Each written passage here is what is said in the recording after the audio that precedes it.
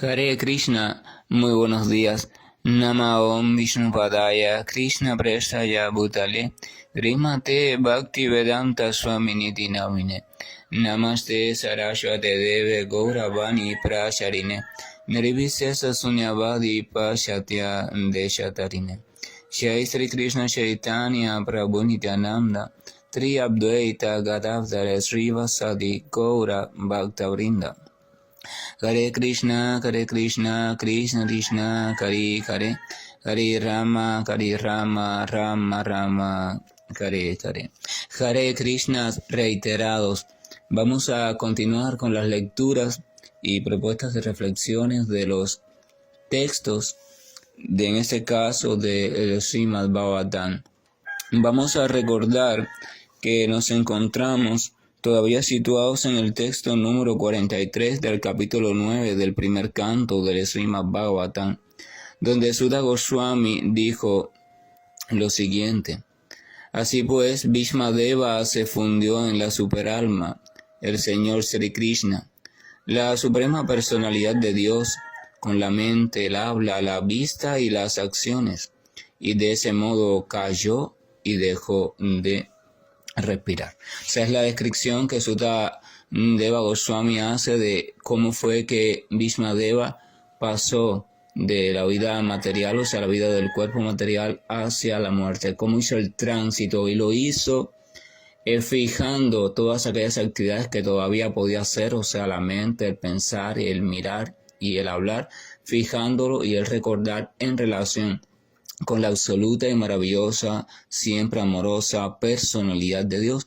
En este caso, allí, el Señor Krishna frente a él, y él lo estaba recordando y estaba alabándolo como gran héroe o como gran guerrero, protector de los devotos y diferentes momentos en la batalla. Estaba absorto completamente de mente, palabra, corazón en el Señor Supremo, y decíamos que era el Samadhi perfecto o la forma perfecta de absorberse la entidad viviente. Esa es la meta perfecta de la absorción, y sabemos que esa absorción se puede lograr de dos modos. Un modo muy trabajoso, que es el modo donde usted va a la fuerza con un entrenamiento férreo, logrando controlar esto, la mente, los sentidos, la inteligencia, el ser, las situaciones, todo eso.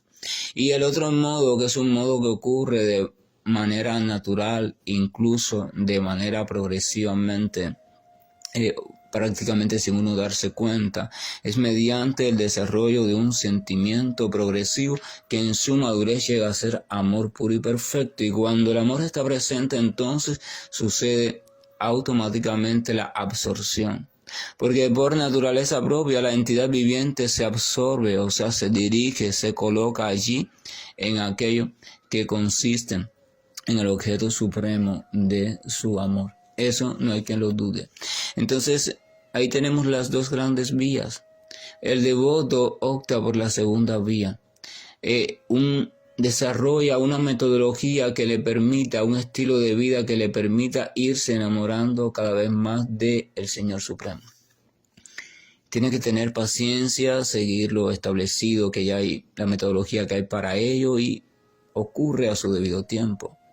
Y esto va ocurriendo de forma natural y progresiva. Estábamos leyendo el comentario de Srila Prabhupada, y ayer habíamos comenzado la parte donde Prabhupada dice que este estado en el que Bhishmadeva abandona el cuerpo es alcanzable para toda criatura mediante el servicio devocional bien guiado. O sea, mediante el servicio devocional uno puede ir desarrollando un sentimiento de amor por Dios que a su debido tiempo llega al estado de completa entrega y completa absorción en el Señor. Y en ese comentario Prabhupada mencionaba los 9 procesos, así muy sintéticamente, de servicio devocional, o las 9 formas que se encuentran registradas en diversas escrituras védicas específicamente relacionadas al Bhakti, que fueron recopiladas por los Goswamis de Vrindavan, o sea, por los seguidores genuinos del avatar dorado del Señor Chaitanya, a quien el señor Chaitanya les pidió que por favor investigaran sobre el Bhakti porque estaba muy difuso, se había perdido en el tiempo, se había mezclado con otras cuestiones. Eso se llama Vishra Bhakti, o sea, Bhakti mezclado, y por favor restablecieran el Shuddha Bhakti. Shuddha significa puro, Bhakti, o sea, sin mezcla, y Shuddha Bhakti, entonces que volvieran a establecer qué es el Bhakti puro, qué es ser un puro Vaishnava, qué es el Vaishnavismo puro. Vamos a recordar que el término Vaishnava se aplica a aquella persona que está dedicando su vida en todo sentido, de tal manera que todo lo que realiza está en relación directa con el Señor Supremo, desde una actitud amorosa de servicio devocional a Él, comprendiéndosele a sí misma como parte del Señor eternamente, y no solo como parte, sino como parte que existe con el único propósito de tributar al beneplácito o la felicidad o el placer de ese amoroso Señor. Y al hacer eso, entonces aún sin quererla, ella también, esa criatura o parte, se llena de jubiloso placer, porque el Señor también se encuentra en su corazón.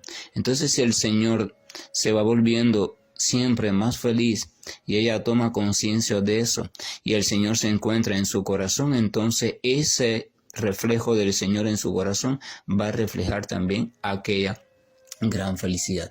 Y así es como la criatura entregada desde esa posición tan maravillosa comienza a experimentar Ananda, un Ananda que le llega por virtud del Ananda inconcebible que experimenta su Señor. Ese es el método del amor. El método del amor es que la felicidad se refleja en mí, repercute en mí, aparece y crece en mí en la medida que esa felicidad aparece en el ser amado.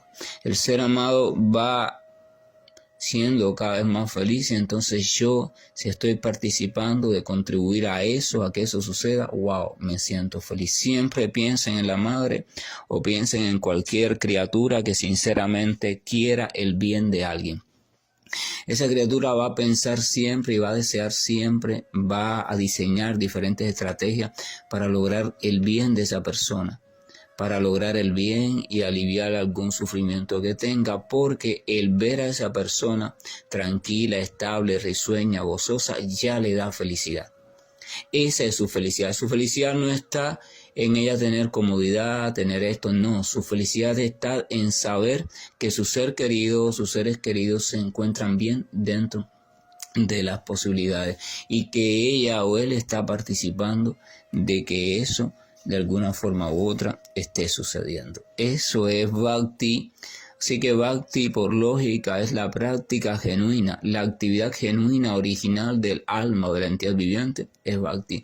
La única actividad realmente amorosa relacionada directamente con el amor, o sea, que es la manifestación pura del amor, ese es el Bhakti. Claro, estamos hablando de Shuddha Bhakti, no del Bhakti que practicamos, que todavía está lleno de tantas impurezas, de tantos apegos por lo material, de tantas identificaciones con familia, con esto, con aquello, no. Estamos hablando del Bhakti que se practica en el nivel de espiritualidad completamente purificada. El Bhakti de esas grandes almas puras a las cuales siempre se recomienda, uno debe tomar como referencia, no para imitarlas, pero sí para ponerse a su servicio con la esperanza de que se pueda recibir su misericordia y nuestro corazón pueda, aunque sea, degustar de una salpicadura del maravilloso amor por Dios, porque es la única forma que la entidad viviente puede alcanzar la verdadera y perfecta autorrealización. Entonces, en el día de ayer habíamos comentado sobre los 3 primeros tipos o modalidades de servicio devocional: el escuchar, el cantar o hablar y el recordar. Entonces Prabhupada continúa diciendo en el comentario y habla del 4º tipo. O sea, dice, el servicio devocional del Señor comprende 9 principios de actividades de servicio que son escuchar, cantar, recordar, servir a los pies del loto.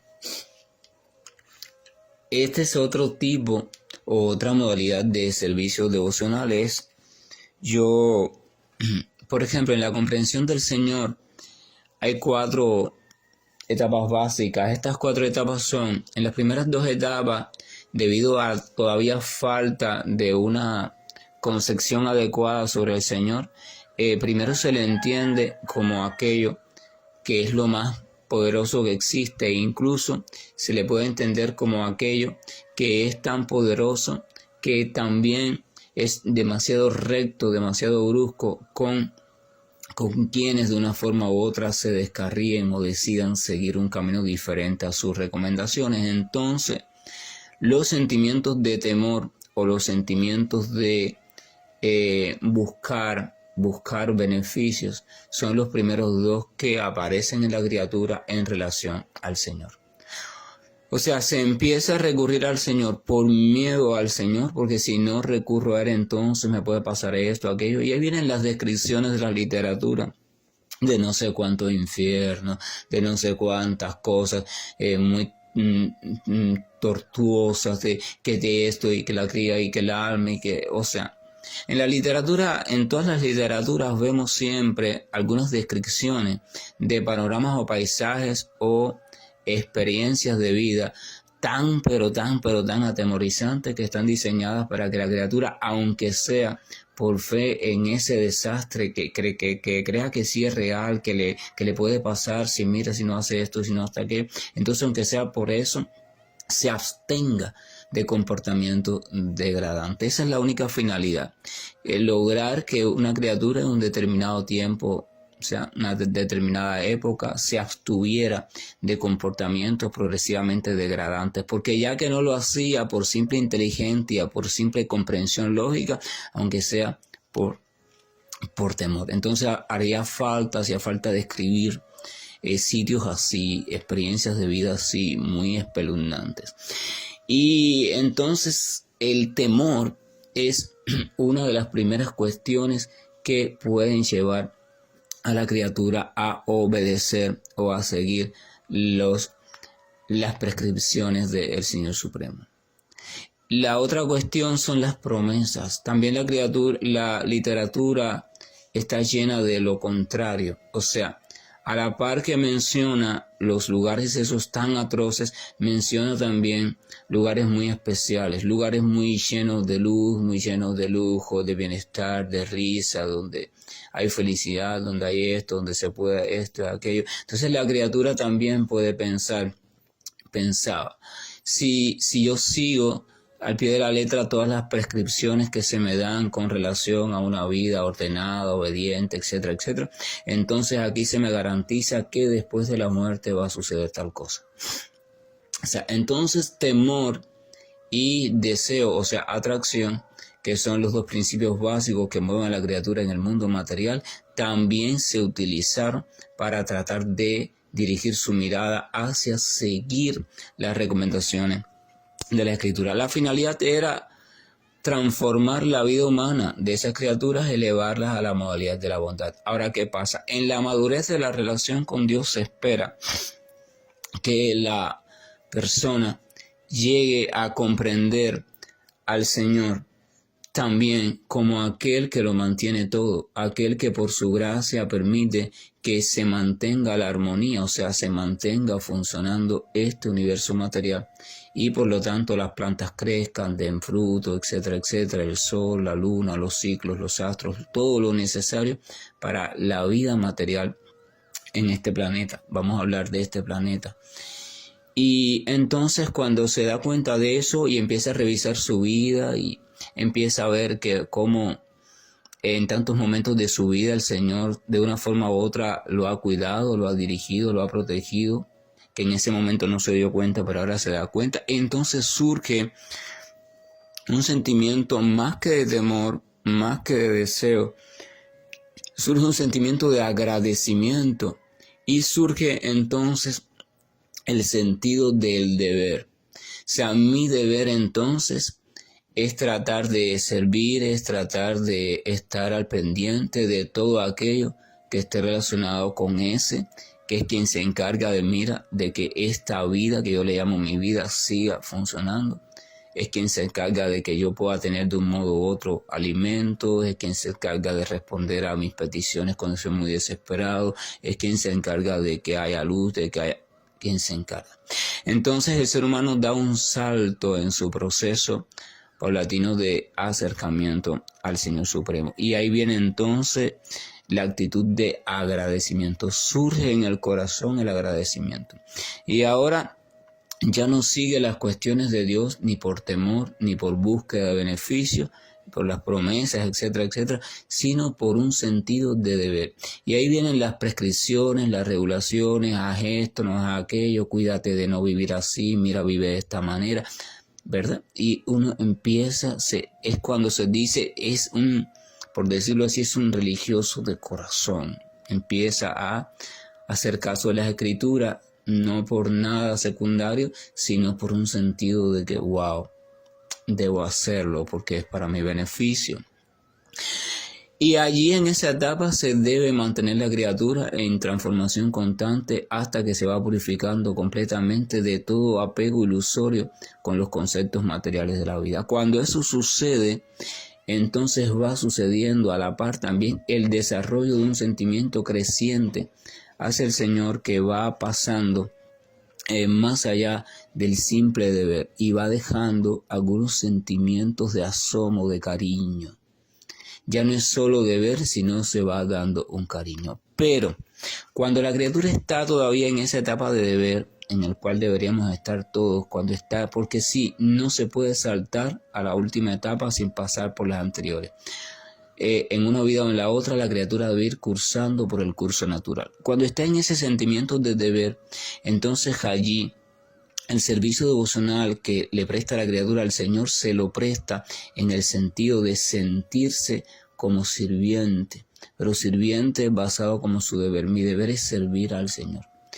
En ese momento todavía no se puede hablar de amor, no se puede hablar de sentido amoroso porque no se ha desarrollado eso todavía, pero sí se puede hablar ya de una etapa de deber, de una etapa de agradecimiento, de una etapa yo te sirvo mi Señor porque tú eres muy bueno conmigo o porque tú eres aquel que te encargas de todas las cuestiones de la existencia en el mundo material. He comprendido que eres el creador, he comprendido que todo depende de ti, entonces yo lo que menos puedo hacer, Señor, al menos es servirte. Entonces ese tipo de pensamiento, actitud y comportamiento es la cuarta forma o modalidad en que se puede expresar el servicio devocional. Continuamos con el número 5. Dice adorar. Este adorar se refiere, recuerden que Prabhupada está dando una síntesis. La palabra adorar aquí se refiere a las diferentes actividades de adoración del Señor en el templo. O sea, realmente en el plano de conciencia espiritual no existen tal cosa como los templos. No existe el templo. Es una invención necesaria para una cierta época, un determinado periodo de época en el mundo material, donde la criatura, por degradación y un poco desapego de la fe y por las influencias de los aspectos de Kali Yuga o las tendencias más desorientadoras espiritualmente, ya no tiene por sí misma ese ímpetu de tener presente constantemente al Señor. Y ya ni siquiera en su casa todos piensan en el Señor, y puede ser que hasta ella misma solo sea la única que piensa y lo haga de forma esporádica. Entonces se necesitaba de un establecimiento, de un lugar, de un espacio dedicado únicamente a las cuestiones del Señor, donde solo se hablara del Señor, donde solo se glorificara, se cantase, se trabajara, se hiciese de todo en función de glorificar y adorar al Señor.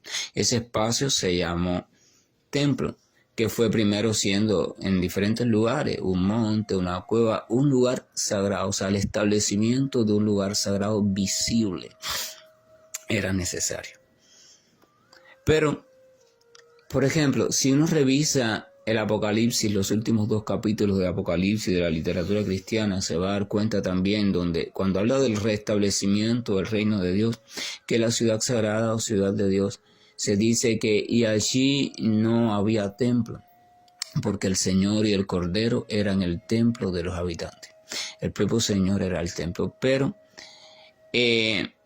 nadie puede pretender descartar la presencia de los lugares dedicados a la adoración de Dios, porque el ser humano en la época actual no se encuentra en condiciones para eso. El ser humano necesita obligatoriamente la existencia de espacios específicos donde se puedan congregar y encontrar personas que estén todavía sintiendo algún deseo de alabar y glorificar y escuchar sobre el Señor Supremo.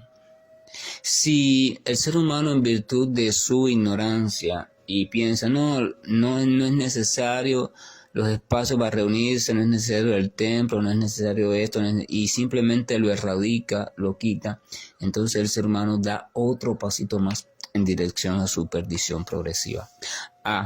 Que una persona en su evolución progresiva, y esto tiene que ser muy cuidadoso, comienza a situarse en una etapa donde comprenda el sentido de la verdadera adoración del Señor y cómo esa adoración tiene su perfección en el corazón.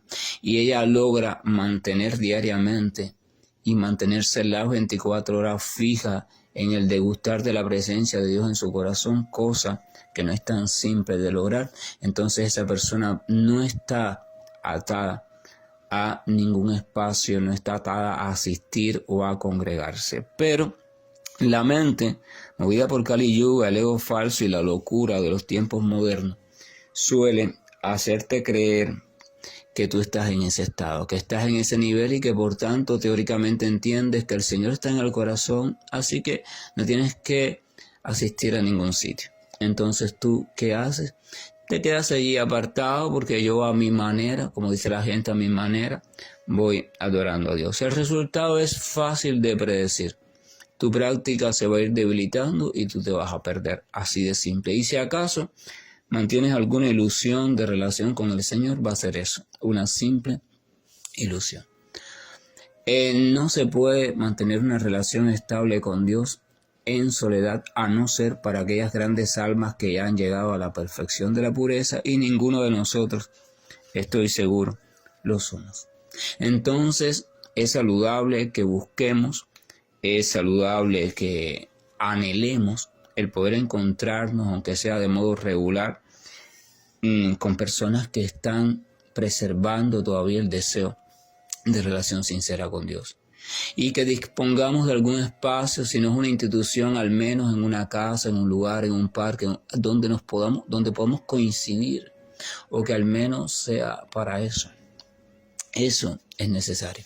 Entonces la adoración en el templo era el método prescrito de purificación para Dwapara Yuga, o sea, para la era anterior. Y está llena de requisitos. Hay una serie de protocolos que hay que seguir, que cada cultura establece según su propio modelo de adoración, que el practicante debía seguir para adorar perfectamente al Señor en el templo. Una persona también, desde su ignorancia, inocencia y falta de voluntariedad, podría decir, no hace falta seguir ningún protocolo, porque a fin de cuentas lo importante es que tú tengas un sentimiento sincero de adoración al corazón. Y volvemos al mismo punto. Eso es cierto, pero eso no es tan simple de tenerlo, porque muchas veces el deseo de no seguir ningún protocolo no viene de una comprensión elevada, sino de un facilismo, de una ansiedad, de una falta de tiempo y de una falta de disciplina. Y entonces esas cosas, falta de tiempo, falta de disciplina, ansiedad y esas cosas, facilismo, no son provechosos espiritualmente. Y entonces, por tanto, eso quiere decir que si la persona prescinde no hace el intento en un principio de ajustarse a un protocolo, hacer lo posible por hacerlo bien, por hacerlo adecuadamente, un protocolo que está diseñado para metodológicamente ir avanzando en sus sentimientos de adoración, entonces es poco probable que pueda hacer una adoración correcta simplemente desde la pureza del corazón, porque su corazón está aturdido y nublado por las cuestiones de la mente y de los tiempos. Por eso el entrenamiento siempre comienza por la práctica regulada o sadhana bhakti regulado. El estudiante o discípulo se acoge a una serie de indicaciones protocolares que le da el guía, maestro o instructor sobre cómo adorar al Señor Supremo diariamente en casa y bueno, si hay templo, en el templo o en el lugar donde se haya establecido para ello. Y es necesario que eso sea cumplido, porque eso va a ir llevando después a la acondicionamiento de la persona para que vaya surgiendo entonces la práctica espontánea de el servicio devocional en su primera etapa. Todo es progresivo. Tampoco es saludable pasarse la vida entera en esa primera etapa del protocolo. El protocolo, esto se hace así, y reprimiendo o negando el paso necesario a las actividades de amor espontáneo por el Señor Supremo. Pero ese paso tampoco debe hacerse prematuramente y mucho menos debe prescindirse de esa primera etapa. Nadie debería tomar por sí mismo decisiones sobre en qué etapa saltar o qué etapa no. Todo el mundo debería ponerse en manos de alguien que pueda irlo guiando según las particularidades de cada caso. Entonces continuamos con otra modalidad de servicio devocional, el número 6, orar, o sea, ofrecer oraciones al Señor. Cuando oramos al Señor Supremo, cuando ofrecemos oraciones, si vemos la literatura sagrada de diferentes culturas y en la védica, que es donde estamos ahora, un poco sobre la cual estamos intercambiando, vamos a ver que el propio Srimad Bhagavatam está repleto de oraciones que devotos del Señor en diferentes momentos, bajo diferentes circunstancias y movidos por diferentes modalidades de sentimientos de amor, ofrecen al Señor. O sea, la oración, ese intercambio personal, ya sea con motivos de alabanza, con motivos de súplica, con motivos simplemente de comentarios de cómo me ha ido el día, esa oración es un ejercicio fundamental en la vida personal del devoto o aquel que está deseando entrenarse o crecer como devoto del Supremo Señor. Entonces la oración dirigida únicamente a la suprema personalidad de Dios como un sentido claro de que Él es el objeto supremo de amor y adoración. Eso cada vez que lo hacemos es una práctica de servicio devocional. Por tanto, es una cuestión sagrada. Deberíamos dedicarle un tiempo, un momento y una cierta solemnidad de entrega, agradecimiento, apertura de corazón y de mente. Muchas veces también se establecen modelos de oración, pero no es para que la persona se quede allí, es simplemente para que tenga referencia. Puede comenzar siguiendo el modelo fielmente, mecánicamente, si la persona tiene esa tendencia, hay personas con esa tendencia, perfecto. Entonces se le recomienda que siga un modelo dado, se le va a dar un modelo y lo sigue diariamente, hasta que ese modelo entonces después va creando las condiciones necesarias para dar lugar a una conversación espontánea con el Señor Supremo. Entonces, ofrecer oraciones a la Suprema Personalidad de Dios, al Señor amoroso, entonces eso también está dentro de las modalidades o prácticas del servicio devocional. Vamos a recordar que cada vez que hacemos una actividad y esa actividad es convertida o es realizada a modo de servicio devocional, entonces lo que estamos haciendo realmente es ejercitando nuestra conciencia espiritual, tratando de estimular nuestra naturaleza espiritual que está muy dormida y olvidada y cubierta por las cuestiones materiales. En un principio no se percibe el cambio, pero si usted estimula de manera diaria, regular y atentamente algo, va a ver que a su debido tiempo va a notar los brotes de manifestación. Algo a su debido tiempo usted va a decir, wow, sí, algo sí ha cambiado, algo está cambiando. Y en la medida que usted siga ejercitándose mediante el servicio devocional en alguna de las modalidades o en varias de ellas, se seguirá estimulando su dimensión espiritual y usted se seguirá acondicionando y su mente se va a seguir transformando y van a ir perdiendo fuerza aquellas programaciones antiguas que lo han mantenido o la han mantenido siendo arrastrado por las cuestiones de la vida siempre loca e ilusoria, la vida material. Entonces, poco a poco, claro, usted va a pasar por oleajes de subida y bajada. A veces se va a sentir muy liberado, muy emocionado en la práctica, después se va a sentir hundido, deprimido, triste, pero usted va, gracias a la asociación y compartimiento con otros devotos, personas cercanas que tienen esta tendencia devocional y que tienen conocimiento sobre ella y que están pasando por las mismas cuestiones, se van a recobrar y cada vez que se recobren, que de nuevo pase la noche y vuelva de nuevo la claridad de la luz de la fe en el Señor, entonces van a dar un paso más. Y esa es la cuestión. Así como pasa en este mundo una sucesión continua de días y noches, así también, verano, frío, invierno, lo que sea, así también pasa. Y uno tiene que saber eso para mantenerse allí fijo, permanente, pedirle al Señor la fortaleza necesaria en los momentos de oscuridad, de desorientación, de falta de fe, la fortaleza para poderse mantener a sus pies, realizando servicio devocional. Entonces hay que ir creando hábitos de servicio devocional. Yo tengo que ir creando el hábito de escuchar sobre el Señor, de recordar al Señor, de hablar sobre el Señor, de ofrecer oraciones a mi Señor. Pero eso debo de irlo creando de manera guiada. No se vuelvan autocreadores, no creen su propio sendero. Nadie puede crear su propio sendero. Ya el sendero está, los expertos en el sendero están allí, han aparecido de diferentes formas a lo largo de los tiempos y de las creaciones. Simplemente hay que reconocerlos, volverlos humildes y entregarnos a su dirección.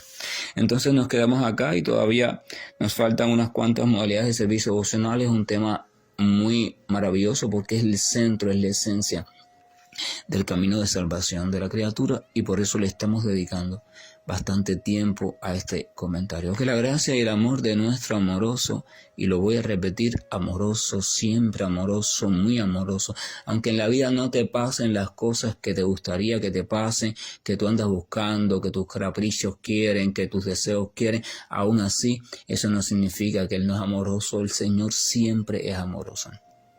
Y qué maravilloso es cuando una mente y un corazón en medio de una circunstancia difícil y frente a las críticas de otras personas que le están diciendo, mira lo que te está pasando, esa persona dice, no importa, porque a pesar de todo lo que esté pasando, yo sé y estoy seguro, mi Señor sigue siendo amoroso. Y Él sigue estando allí conmigo, acompañándome, incluso cuando este cuerpo ya no pueda mover ni siquiera un dedo, mi Señor aún así va a seguir siendo amoroso conmigo. Y ese amor no se da en lo que pasa a este cuerpo, sino en la posibilidad que voy a tener de poderle recordar y poderme acurrucar a sus pies justo en el momento de la muerte. Hare Krishna, buen día, y estoy finalizando la llamada.